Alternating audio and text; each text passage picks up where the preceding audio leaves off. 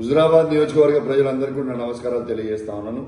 రేపు డంపింగ్ యార్డ్కి వ్యతిరేకంగా అఖిలపక్ష ఆధ్వర్యంలో రేపు నేను నిరాహార దీక్ష 24 గంటలు చేయబోతా ఉన్నాను.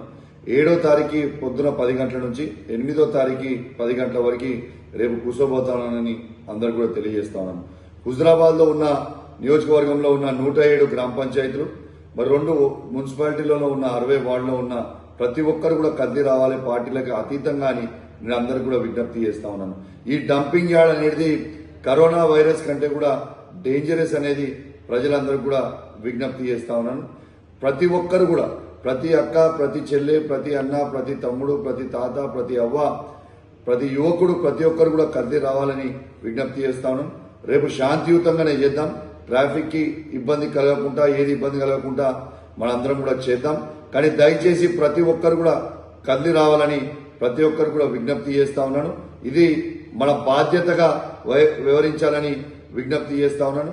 నా కోసమో ఇంకోరి కోసమో కాదు, ఎవరికి వాళ్ళు బతకడానికి కోసమే మనందరం కూడా ఖచ్చితంగా రేపు కదిలి రావాలి. రేపు పెద్ద ఎత్తున మనం కదిలి వస్తే ఇలా ప్రభుత్వానికి కూడా స్ట్రాంగ్ గా మెసేజ్ పోతుంది. కాబట్టి అందరు కూడా పెద్ద ఎత్తున కదిలి రావాలని నా చేతులు జోడించి మరీ విజ్ఞప్తి చేస్తున్నా. హుజురాబాద్ పట్టణంలో ఉన్న వ్యాపారస్తులు, అన్ని కుల సంఘాలు, ప్రతి మనిషి కూడా కదిలి రావాలని మరొకసారి నా చేతులు జోడించి మరీ విజ్ఞప్తి చేస్తూ సెలవు తీసుకుంటా ఉన్నాను. జై తెలంగాణ, సేవ్ హుజురాబాద్.